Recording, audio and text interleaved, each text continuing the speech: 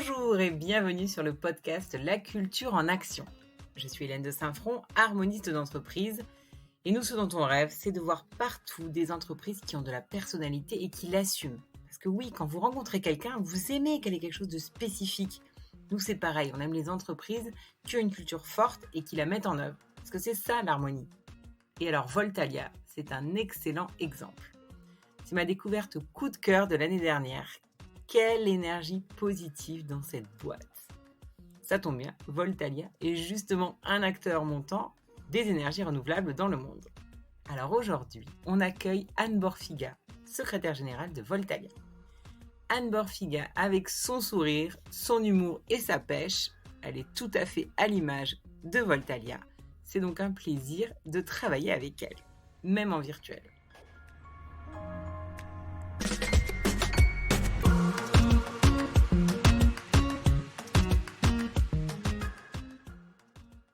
Alors, on va imaginer qu'on est toutes les deux dans un carbet au bord de la rivière Kourou en Guyane, à siroter nos planteurs, bien sûr sans paille en plastique.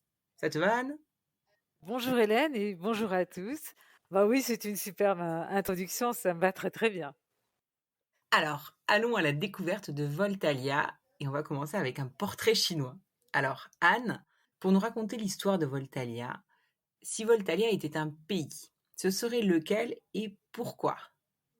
Alors, en fait, comme Voltalia, donc tu l'as dit, hein, c'est une entreprise qui est partout dans le monde. Elle pourrait pas être un pays en particulier, ou si c'en était un, ce serait un pays sans plastique, sans pétrole, sans carbone, où en gros, on ne vit qu'avec cette énergie produite par le renouvelable, donc par le vent, par le soleil, l'énergie issue de la biomasse, ou encore qu'on irait chercher dans les fleuves des petites centrales au fil de l'eau, donc l'énergie hydroélectrique. Voilà, ce pays-là, je sais pas s'il existe hein, vraiment, mais ce serait celui-ci, ouais. Et grâce à vous, il existera peut-être bientôt. Ah oui. Alors, est-ce que tu peux nous parler de la culture de Voltalia et en particulier sa mission, comme tu le présentes aux nouveaux venus chez Voltalia ? Ouais, alors en fait, c'est vrai que Voltalia, c'est une magnifique aventure que j'adore raconter. Je la raconte depuis maintenant quelques années à tous les gens qui nous rejoignent, puisque j'ai la chance d'y avoir contribué. Je suis là depuis 12 ans. Et c'est une histoire avant tout d'entrepreneurs. Donc voilà, Voltalia, c'est ces entrepreneurs. Un premier entrepreneur, Robert Dardan, son fondateur, très attentif à l'environnement mondial et qui depuis toujours voulait l'améliorer. C'est du reste un des éléments fondateurs de notre mission, hein, d'améliorer l'environnement global. Ce qui est intéressant, c'est de se dire que c'est parti d'un homme, son fondateur, et cette mission, nous la portons depuis toujours. Donc l'histoire, c'est Robert en Guyane, et c'est peut-être pour ça qu'aujourd'hui on est toutes les deux dans ce carbet, qui avait une première expérience de développer, construire et exploiter une centrale hydroélectrique, donc dans les énergies renouvelables. Et il la vend, c'était dans la fin des années 90, il la vend à EDF. Cette expérience l'a beaucoup fait réfléchir et lui, entrepreneur dingue, se dit, ben, déjà reproduisons cette expérience et plutôt que de le faire dans l'hydro et en Guyane, allons plus vite, allons plus loin, adressons les 4 énergies, développons des centrales dans les 4 énergies et dans plusieurs pays dans le monde. Donc dès le départ, avec cette volonté, cette mission d'améliorer l'environnement global, il pose les fondations d'une stratégie qu'on a toujours aujourd'hui, de multi-pays, développer des centrales dans plusieurs pays et dans les 4 énergies, multi-énergie. Et justement, par rapport à cette mission, il y a un deuxième volet qui n'est pas simplement autour de l'environnement. Il y a un deuxième volet. La mission, dans sa globalité, c'est améliorer l'environnement global en favorisant le développement local. Toujours parce que si oui, le business, c'est de produire de l'électricité à base d'énergie renouvelable, on est aussi très attentif à accompagner, à développer le local. Pour nous, c'est voilà, l'un ne peut pas fonctionner sans l'autre. Merci. Et au-delà de cette mission, quelles sont les valeurs de Voltalia ? Alors, en termes de valeurs, donc comme on le dit depuis le départ, c'est une culture entrepreneuriale. Donc, Robert, tout seul, n'aurait évidemment pas pu faire grandir l'entreprise comme elle a grandi aussi rapidement. Donc, il s'est lui-même entouré d'autres entrepreneurs qui sont tous partis dans les différents pays pour développer l'activité. Donc, en fait, au-delà de cette première valeur forte qui était l'entrepreneuriat, très vite, on parle d'un esprit d'équipe. Parce que si on revient un petit peu 12 ans en arrière, les pionniers, hein, voilà, on parle d'entrepreneuriat, on parle aussi beaucoup de pionniers chez nous. Les pionniers, ce sont ces gens qui avaient le goût du risque, l'envie d'aider la planète, l'envie de faire mieux que tous les pétroliers, évidemment. Et donc, ils sont partis, un petit sac sur le dos, au Brésil, par exemple, pour citer Robert Klein, qui est donc l'actuel patron du pays, qui a énormément contribué au déploiement des énergies renouvelables au Brésil. On est une des premières entreprises privées à avoir installé des immenses parcs éoliens dans le nord du Brésil. Donc on a, je dirais, dans les deux premières valeurs évidentes qui nous suivent depuis toujours, l'entrepreneuriat, l'esprit d'équipe. Et ces deux valeurs-là ne fonctionneraient pas sans de l'ingéniosité. Et ça, Robert Klein en a fait preuve à plusieurs étapes du développement du Brésil notamment, mais également de l'intégrité. Hein, parce que quand on est dans certains pays, comme le Brésil par exemple, la corruption est là et on a aussi cette volonté forte de dire non de façon très claire. Donc nous sommes intègres. Voilà les 4 valeurs, si on les résume, c'est l'entrepreneuriat, l'esprit d'équipe, l'ingéniosité et l'intégrité. Tu décris tellement bien la culture. Alors, ce qui m'intéresse maintenant, c'est de savoir comment cette culture a évolué, en particulier avec la croissance de Voltalia. Comment aujourd'hui est-ce que vous continuez à faire vivre et à transmettre cette culture? Donc on a continué à la faire vivre en racontant l'histoire. On la raconte aux nouveaux venus lors des séminaires de onboarding. Dès qu'on a de nouvelles personnes qui nous rejoignent, nous avons un module qui est dédié, qui est très important, aux valeurs, à l'histoire et à la mission de Voltalia. Mais au-delà du onboarding, on a cette volonté affichée, qu'on soit dans les bureaux, qu'on soit sur nos sites. La volonté est claire qu'il y a une attention particulière à l'environnement, pas uniquement liée à notre business. Alors, par exemple, et c'est vrai que ça peut faire sourire, mais il y a partout une lutte en limite acharnée contre le plastique. Donc, le plastique est banni chez Voltalia. Il est banni des bureaux, il est banni des centrales. On impose de façon très stricte cette règle à nous-mêmes. Et du reste, on se l'applique tous volontiers chez nous à la maison, mais on l'applique aussi à nos fournisseurs. Donc voilà, on l'a su. On est très fiers de ça. On s'est sûrement distingué à certains moments. Ça peut faire sourire, mais ça nous tient à cœur. Voilà, c'est une règle. Mais c'est un élément culturel qui est fort. C'est écrit nulle part. On ne le trouvera pas dans les statuts de Voltalia. Et pourtant, c'est bien là. On trie nos déchets, on fait du compost un peu partout. Voilà, c'est une espèce de lutte acharnée pour toujours améliorer les choses.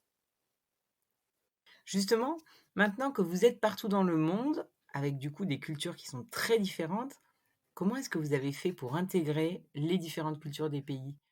Et de la même manière, comment est-ce que vous avez fait pour intégrer les autres entreprises dont vous avez fait l'acquisition?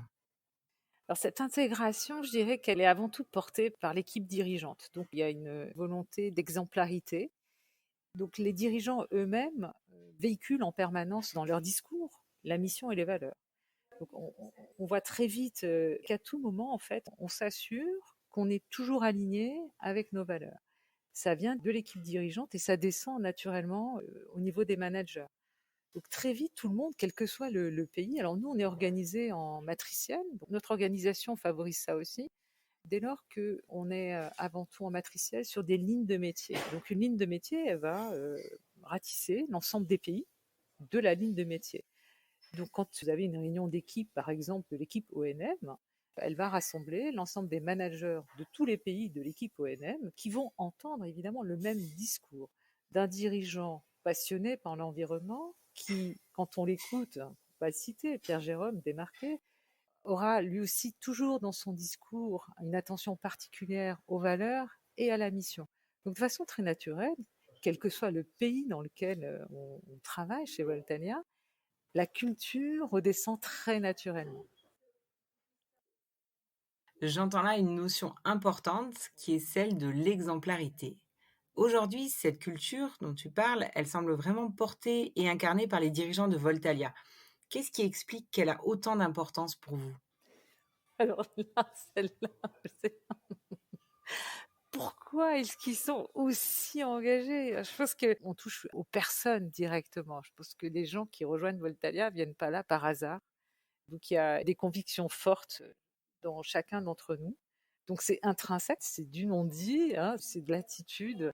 Il y a une sensibilité chez chacune des personnes qui rejoignent Voltalia à l'environnement. Donc la conviction, je pense que les gens l'avaient avant de nous rejoindre et n'a fait que se renforcer avec ces émulations d'équipe qu'on ressent un peu partout, hein, quel que soit le métier ou le pays au sein de Voltalia. Donc cette culture est d'une certaine manière un critère de sélection, hein, de recrutement. Oui. Est-ce que c'est aussi en interne des critères que vous utilisez pour évaluer, que ce soit pour choisir des projets? Dans quelle mesure c'est aussi un guide dans vos décisions au quotidien? Dans quelle mesure c'était en fait, on a un département RSE qui est là justement pour définir un certain nombre de critères qui sont alignés avec nos valeurs. Et donc on a de plus en plus mis en place des processus, des questionnaires qui nous permettent d'évaluer quelles sont les limites, quels sont les éléments qui vont nous permettre de choisir un fournisseur plutôt qu'un autre en intégrant toutes ces dimensions environnementales et sociales. Donc voilà jusqu'où ça va aujourd'hui. Alors, puisqu'on parle d'aujourd'hui, vous venez de décider de vous lancer dans l'aventure de l'entreprise à mission. Qu'est-ce qui vous a poussé à le faire? Alors déjà, la mission, nous on l'avait. Donc sur l'entreprise à mission, on a très vite réalisé, donc quand la loi Pacte est parue l'année dernière, on a très vite réalisé que on avait déjà fait un sacré bout du chemin comparé à d'autres entreprises. Pour nous, notre mission, elle était déjà là. Elle était juste pas encore inscrite dans les statuts, donc on s'est empressé de le faire le mois dernier, à savoir améliorer l'environnement global en favorisant le développement local. Donc, on n'a pas changé un terme, hein. Cette mission, elle est là, elle est publique, on la trouve sur notre site internet. On l'a simplement ajoutée. Et on s'est dit, mais c'est fantastique, cette loi nous permet, alors en France, d'aller plus loin, de pousser encore plus cette volonté donc de travailler plus loin sur ces critères environnementaux et sociaux, sachant que nous déjà, nous avions fait un sacré bout de chemin sans même savoir que cette loi allait arriver, etc. Donc on y va, on est en train de réfléchir aux engagements, on va le faire bien, c'est-à-dire qu'on va associer l'ensemble des Voltaliens ou une grande partie des Voltaliens à cette réflexion. C'est un moment important pour nous, vu que c'est l'occasion d'officialiser un peu plus profondément nos convictions sur cette démarche d'amélioration de l'environnement, hein, toujours en favorisant le local, parce que ça c'est très important également. Tu parles d'engager les équipes. Qu'est-ce que vous avez mis en place pour avoir des relais de la culture au niveau local? En fait, l'année dernière, nous avons lancé une mission auprès de l'ensemble des collaborateurs pour justement refaire toute une consultation auprès des Voltaliens, parce qu'ils sont de plus en plus nombreux, hein, l'entreprise croît, elle croît à une vitesse importante. Et on essaie tous les 5 ans de façon un peu plus sérieuse d'aller à leur rencontre sous forme d'ateliers. Et les ateliers qui ont eu lieu l'année dernière auprès de 550 collaborateurs, donc une grande majorité des Voltaliens ont participé à ces ateliers sur la vision et les valeurs. C'est à cette occasion que nous avons élu dans chacun des ateliers et donc dans les différents pays de Voltalia les ambassadeurs des valeurs. Et ce réseau d'ambassadeurs des valeurs qui existe depuis 1 an est pour nous une source très importante d'informations. Ils se réunissent, ils n'ont pas de statut particulier, hein, officiel, ils ne font pas partie d'une gouvernance. En revanche, ce réseau existe. Il est là pour remonter, partager les bonnes pratiques, partager des questions, essayer ensemble de résoudre des éléments qui ne sont pas du tout liés au business, mais plus des éléments qui peuvent être intéressants, comme par exemple les campagnes de nettoyage de plages qui ont été faites au Brésil, donc des équipes entières qui sont parties nettoyer des plages de plastique et autres déchets. Et c'est un élément qui a plu à d'autres pays et qui se sont dit: «Ah bah tiens, nous aussi, on pourrait faire ça», et cetera. Et donc les ambassadeurs ont un rôle très important à jouer, sur la réflexion autour de l'entreprise à mission, et on imagine notamment de les associer à l'animation pour certains, hein, ceux qui le voudront, des workshops autour de la définition des engagements de l'entreprise à mission. Merci pour ces détails sur, votre projet d'entreprise à mission qu'on souhaite voir aboutir.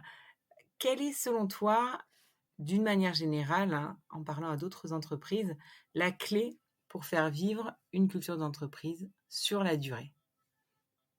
Alors, ce qui est clé, c'est l'exemplarité. Pour moi, est clé d'avoir un management toujours aussi dynamique, qui maintient un discours aligné sur les valeurs et la mission. Parce que quand le management en parle, la moitié du travail est fait. Donc pour moi, voilà, sur la durée, on doit s'assurer, et on le fait hein, régulièrement, qui sont toujours bien là, que c'est toujours bien présent dans le discours, surtout chez nous où bah, nous avons de nombreuses personnes qui nous rejoignent au fil du temps. Donc une entreprise en croissance, c'est une organisation qui évolue en permanence. Donc savoir communiquer simplement autour des valeurs, savoir répéter, je pense que la répétition est aussi clé dans ce qu'on fait, et surtout à travers des histoires. On raconte les histoires, on met du concret derrière les valeurs. C'est toujours facile d'aligner des mots, des jolis mots. Pour nous, ce qui est important, c'est que ça soit matériel, que ce soit clair dans l'esprit des gens.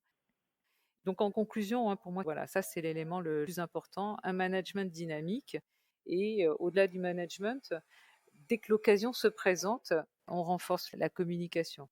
Donc moi, dans mon rôle aussi de conduite du changement, parce que j'ai aussi ce rôle au sein de Voltalia, dès que j'ai l'occasion d'animer des ateliers autour des valeurs ou de l'histoire, je m'attache à ce que les gens s'approprient les histoires, en partagent d'autres, parce qu'il y a pas mal d'exemples de valeurs, et c'est toujours un réel plaisir de découvrir à quel point il y a beaucoup d'initiatives. L'important, c'est de voir à quel point les valeurs continuent d'exister à travers des histoires actuelles, et non pas toujours donner des exemples des valeurs, d'histoires qui sont passées voilà, depuis quelques années. Super. Pour continuer dans cette voie, quel serait le message que tu voudrais donner à des dirigeants qui auraient envie, eux aussi, de libérer cette, formidable source d'énergie renouvelable que représente une culture forte et incarnée? Oui, mon message, c'est de ne pas hésiter à répéter, à être exemplaire, à raconter des histoires, à illustrer ses valeurs dès qu'on le peut, à toutes les occasions, à chaque instant et dans toutes les réunions. Voilà, pour moi, c'est, je pense, le meilleur message que je puisse donner. On ne dort pas sur ses lauriers, on répète et on est exemplaire. Merci beaucoup Anne pour ce témoignage aussi rafraîchissant que le planteur. D'ailleurs, je t'en resserre un autre. Merci Hélène, avec grand plaisir.